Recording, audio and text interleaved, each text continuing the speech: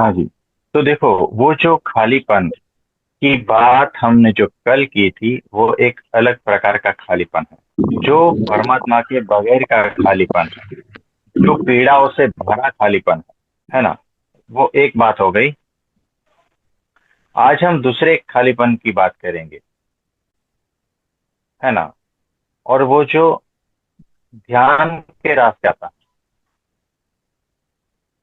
है ना। तो ध्यान के लिए कुछ बातें आपको करेंगे। तो जिस भी को ध्यान में इंटरेस्ट है, उसकी रुचि है, उसका थोड़ा झुकाव है, उनके लिए बात कर लेंगे। देखो कैसा है कि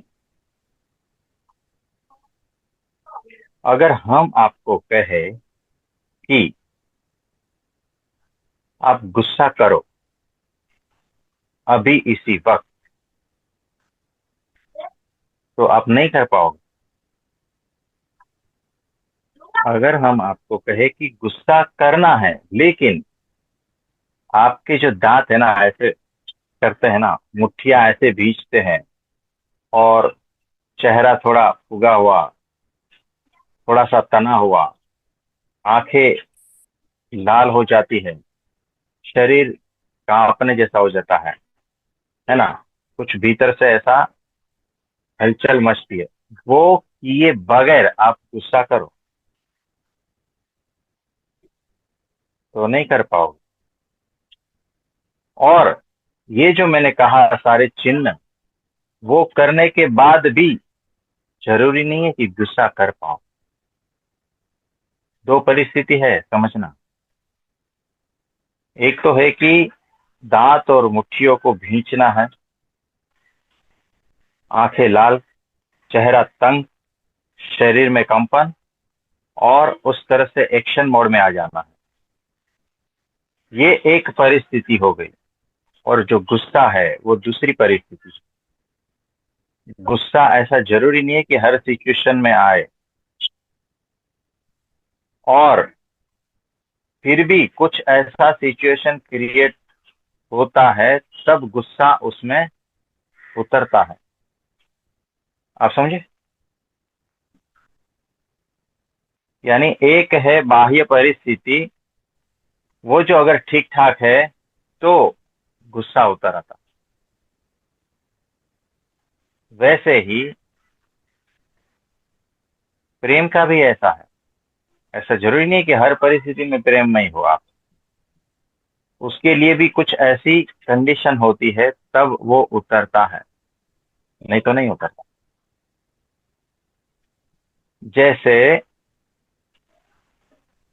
घर में प्रकाश लाना है, तो खिड़की दरवाजे खोल के रखना पड़ता है ना, तभी तो आता है। अगर सब बंद करेंगे तो प्रकाश कैसे आएगा। लेकिन वो जो खिड़की और दरवाजे खुले हैं फिर भी प्रकाश नहीं आ रहा है, तो है ना, यानी कंडीशन क्रिएट हो गई है, लेकिन फिर भी प्रकाश नहीं आता है, तो समझना कि हो सकता है सूरज को उगने में देर है, अभी रात्रि का वक्त है, लेकिन परिस्थिति रेडी है। और जैसे ही सूरज उगता है तो वो प्रकाश भीतर आता है। वैसे ही देखो, आप अभी नींद में जा सकते हो क्या इसी वक्त? नहीं जा सकते। लेकिन अगर कुछ परिस्थितियां ऐसी बना दी जाए, जैसे अच्छा सा गद्दा है, कमरे में हल्का सा अंधेरा कर दिया जाए, पंखा चला दिया जाए, और फिर आप लेटो, तो हो सकता है कभी न कभी नींद आ जाएगी, है ना। जरूरी नहीं है ना। वैसे ही कुछ परिस्थितियां ऐसी क्रिएट होती है, तब वो चीज उसमें उतरती है, खींचनी नहीं पड़ती। आप सूरज को खींच के थोड़ी अंदर लाते हो,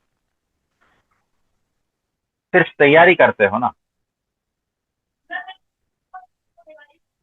वैसे ही ध्यान के लिए भी तैयारियां होती। ध्यान तुम खींच के ला थोड़ी सकते हो, है ना। ध्यान तो अक्रिया है। सारी क्रियाएं ध्यान को उतरने की परिस्थितियों को जुटाने में है। अब जो भी कर रहे हो उस परिस्थिति में फिर अक्रिया जरूरी है, तब ध्यान उतरता है। प्रतीक्षा जरूरी है, तब ध्यान उतरता है ना। ध्यान को आप खींच नहीं सकते। मैं बैठ गया हूँ, तू आ जा। तुम बैठ गए हो, बात बराबर है। उसको जब आना रहेगा तब आएगा। तो आम की जो गुठली है ना, उसको एक छोटा सा बच्चा जमीन में बोता है, पानी डालता है, सब कुछ करता है, फिर वहां बैठा रहता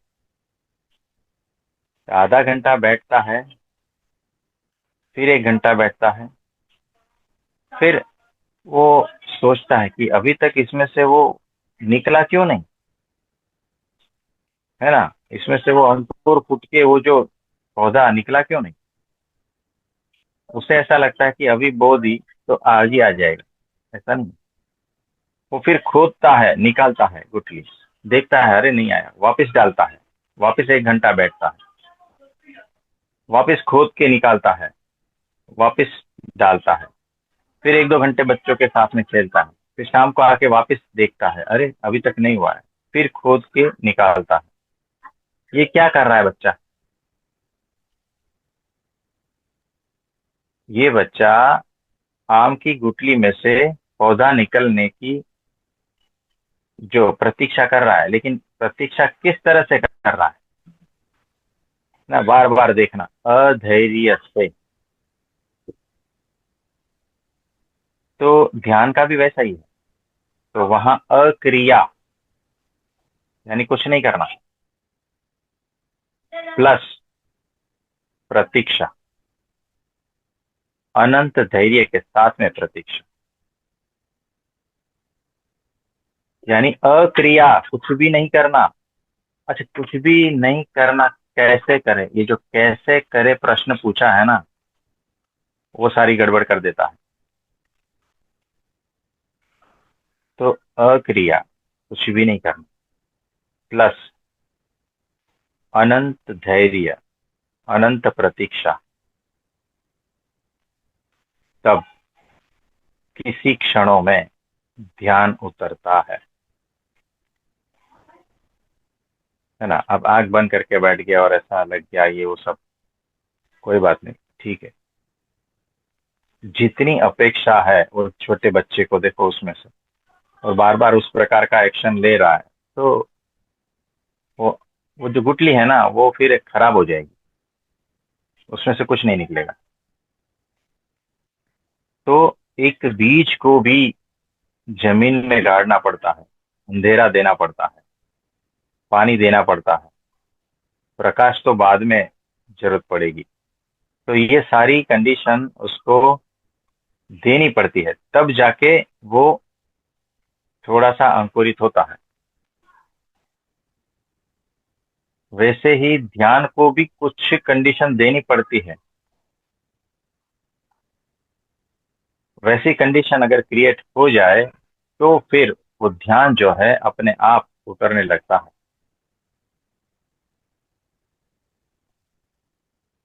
तो अनंत धैर्य,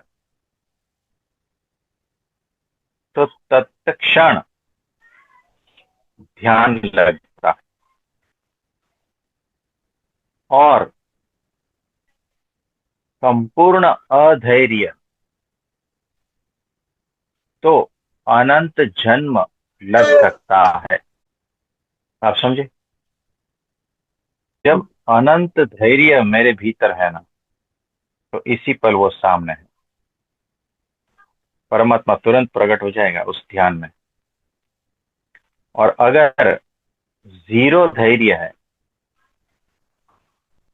पूर्ण संपूर्ण अधैर्य है ना, बिल्कुल भी मैं प्रतीक्षा नहीं कर सकता, तो अनंत जन्म के बाद भी कोई भरोसा नहीं। आप समझ रहे हो कि हम क्या बोल रहे हैं? तो हमें पता है हम अक्रिया में हैं, अनंत धैर्य भी है, फिर भी भीतर एक विचार आता है, कब, कब होगा, कब होगा। ये धैर्य की निशानी नहीं है, ये प्रतीक्षा भी निशानी नहीं है। प्रतीक्षा भी इसको नहीं कहते हैं। कब होगा, कब होगा, ये प्रतीक्षा नहीं है। ये कब होगा है ना, ये मांग है, ये इच्छा है, ये कामना है। ये कामना अभी भी भीतर पड़ी है और वो अहंकार का रूप लेकर पड़ी है। ये उसका स्वरूप है। कब होगा यानी भीतर वो चल रहा है, वो कब होगा ये अहंकार बोल रहा है। तो जब तक अहंकार है तब तक ध्यान नहीं उतरेगा। अहंकार है और आपको लगता है कि ध्यान लग रहा है, तो समझना कि कुछ ऐसी बेहोशी सी छाई हुई है और कुछ नहीं, उसको ध्यान नहीं कहते, है ना। थोड़ी सी नींद कह सकते हो, उसको ध्यान नहीं कहे। नींद में मजा भी आता है ना। थके हो, नींद ले लेते हो, मजा आता है, उसको ध्यान नहीं कहते। ध्यान बात अलग है। ध्यान मतलब कुएं जितना खाली बन जाना,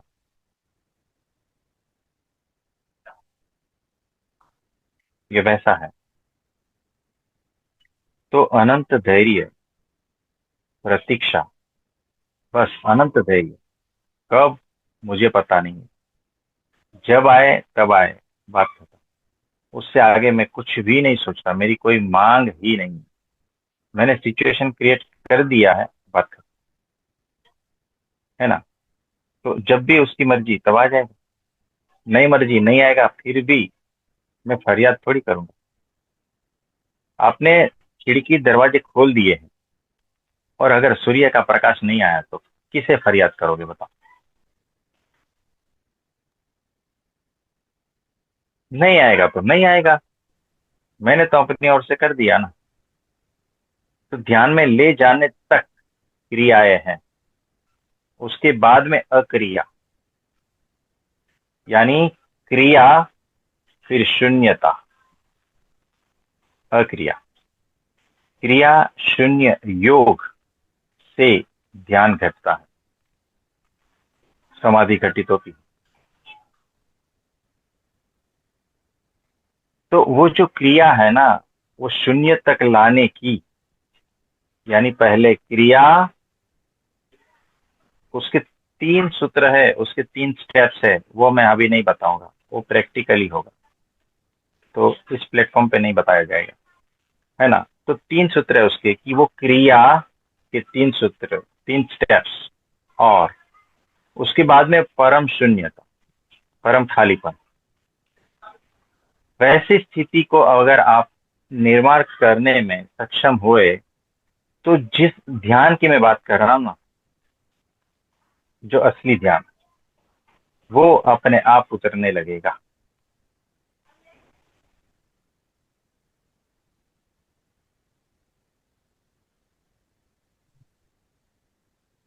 और उसी में ही साक्षात्कार हो जाएगा। आप कुएं जैसे बन जाओ। देखो, कितना भी फाइट कर लो, होगा नहीं। अपने काम, क्रोध, लोभ, मोह, ये सारे जो विकार है, उससे कितना भी फाइट कर लो, होगा नहीं। आपको लगता है कि इसको सारे को हटाता जाए, हटाता जाए, हटाता जाए, लेकिन ये मौजूद रहेगा।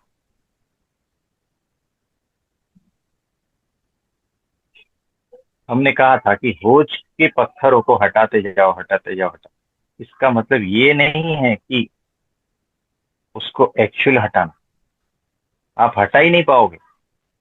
उसका मतलब ये है कि आपको उससे अलिप्त हो जाना। ऊपर होज भी रहेगा, लेकिन आप होज स्वरूप नहीं हो। ऊपर जमीन, कंकड़, पत्थर भी रहेंगे, लेकिन आप उस जमीन और कंकड़ पत्थर भी नहीं हो। इतना होश, इतनी अलिप्तता, फिर वो जमीन के भीतर पानी भी मौजूद है, आपको एक्चुअल कुएं की भी जरूरत नहीं पड़ेगी, वो ऑलरेडी मौजूद है।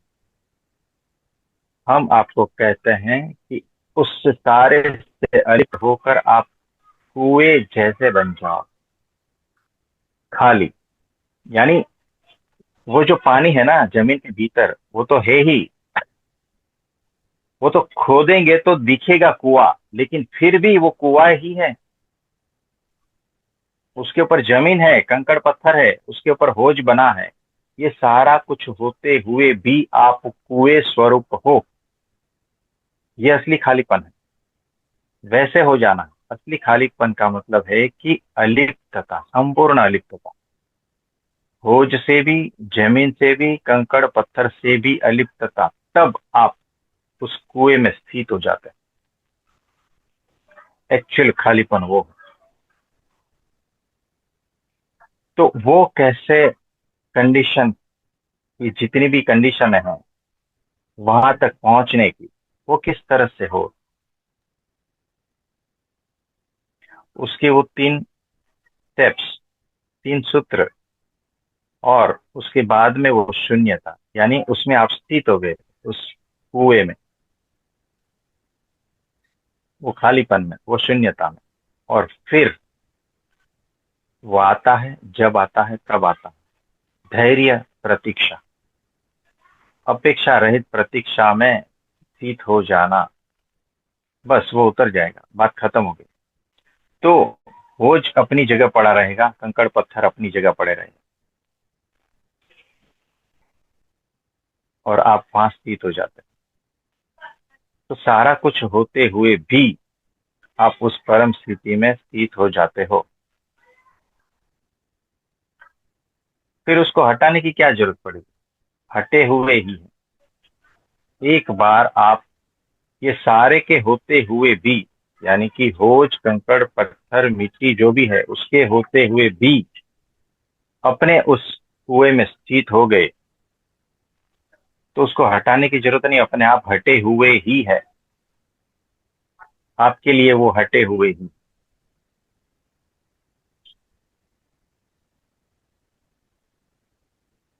आप समझे? हाँ, क्योंकि जब भी आप कुछ करते हो ना, तो कर्ता भाव आता है, कर्तापन आता है, अहंकार आता है ना। हम्म। मैंने मेरे अहंकार से इतना फाइट किया, ये फाइट करने वाला है ना वो और मजबूत हो जाता है। मैंने अपने क्रोध को इतना फाइट करके जीत लिया, वो जीतने वाला है ना, वो अहंकार मजबूत हो जाता है। तो वो जो क्रिया है ना, उसमें उलझ जाओगे ना, तो अहंकार ही मजबूत होगा। समझदारी से ही अक्रिया में परिवर्तन होता है ना। यानी समझदारी से ही आप अकर्ता में जाते हो। देखो, यानी ये शरीर है, ये ढांचा है, सब कुछ है ना।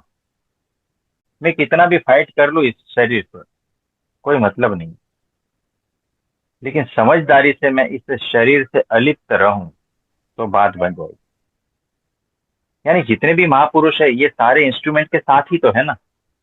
लेकिन सिर्फ इस इंस्ट्रूमेंट में है, लिप्त नहीं है, अलिप्त है। जी उसी जी। तरह से ये जो होज है, कंकड़ मिट्टी पत्थर सब कुछ है, उसमें लिप्त नहीं, अलिप्तता समझदारी पूर्वक की, तो समझना आप अपने केंद्र में स्थित हो गए, है ना।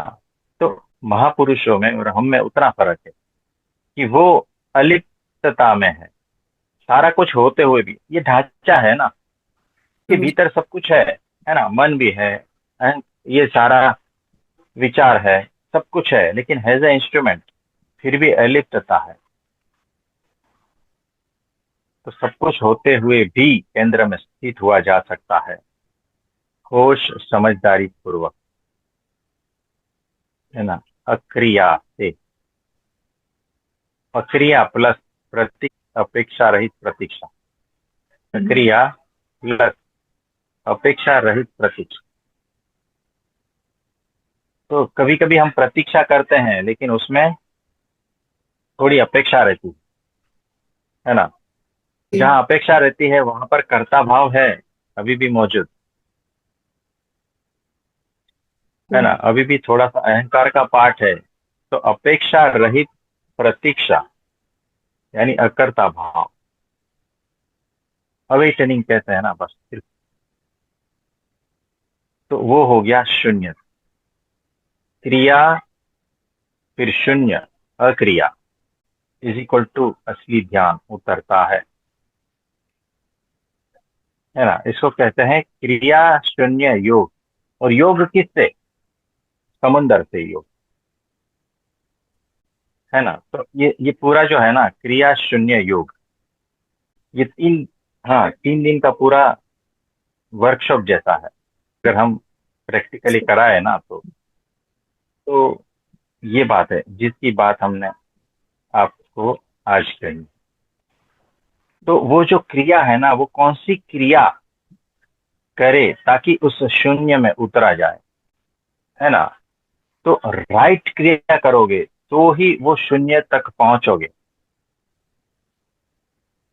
है ना। हमने कहा था कि वो जो फाइटिंग का है ना, कि मेरे भीतर क्रोध है, ये जो होश है ना, जी। हटाने जाओगे तो क्रिया हो गई, लेकिन वो हम्म। क्रिया थोड़ी अलग तरह की हो गई जहां पर अहंकार बढ़ता।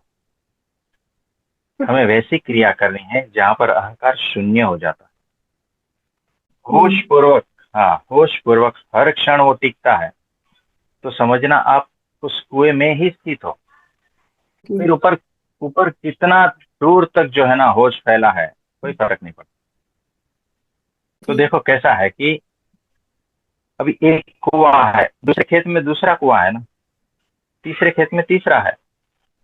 तो ऊपर ऊपर से तो डिस्टेंस लगता है, लेकिन जैसे ही भीतर कुएं के एकदम जाओगे, वहां तो सिर्फ पानी पानी है, सब जगह पानी ही फैला है। हाँ, बीच में सिर्फ कुछ मिट्टी कंकड़ इधर उधर है, जी। लेकिन फैला तो पानी ही है ना। आप समझे? तो वैसे ही सत्पुरुष वो सारे जगत को उसी लेवल से देखते हैं। वो तो किसान ने कहीं और कुआं बनाया है ना, किसान ने कहीं और कुआं बनाया है ना, लेकिन अगर उस लेवल से देखा जाए तो सब जगह पानी है। कहीं कहीं किसी ने छेद करके कुआं बना दिया है, वैसा नहीं है। यानी उसके लिए हर हर जगत में जो भी है सब निर्दोष, सब उसी के लेवल तक है, उसी के लेवल से ही है। इसीलिए हम आप सबको बार बार प्रभु जी तो कहते हैं। वही वही समुन्द्र का पानी सब जगह फैला है। तो अगर सब जगह वही है तो फिर मेरा खत्म हो गया ना। मैं कुएं में हूं, मेरा खत्म हो गया, तुम्हारा भी खत्म हो गया, उसका भी खत्म हो गया, सब जगह वही है। कुएं यहाँ पर अनंत नहीं है, है ना। मतलब अगर कुआं शब्द ही निकाल दिया जाएगा तो बचा क्या बताओ? वही समुद्र पानी। बचा ना। तो देखो अलग अलग एंगल से, अलग अलग दृष्टिकोण से हम वही चीज समझा रहे हैं। खोज, कुआं, समुद्र, क्रिया, शून्य, योग को समझे। थोड़ा सा डिफरेंट वे में है, थोड़ा सा, है ना। तो वो जो है, जो हम ये करवाते थे ना वर्षों पहले, जिस मेडिटेशन को हम करवाते थे, क्रिया शून्य योग को, है ना, वही चीज हम थोड़ा और सिंप्लीफाई से बता दिए ताकि थोड़ा समझ में आया कि सब उस अवस्था में स्थित हो। तो जब तक कोई भी मेडिटेशन, कोई भी ध्यान में अगर आप परमात्मा से जुड़ते नहीं हो ना, तब तक वो अधूरा है ना। कंप्लीटनेस तभी होता है जब परमात्मा आपके कण कण को भिगा दे, आपके कण कण में वो बस जाए, फिर एक भी कोना खाली न रहे। तो वो जो खालीपन संपूर्ण उसी से ही भर जाए, तब समझना कि अब वो खालीपन नहीं है जीवन में, तब जाके वो पूर्णता को उपलब्ध हुआ। तो सभी के जीवन में उस खालीपन को पूर्ण रूप से परमात्मा भर दे, ऐसा भगवान से प्रार्थना करता हूं। सबको बहुत बहुत आशीर्वाद है। नमस्ते।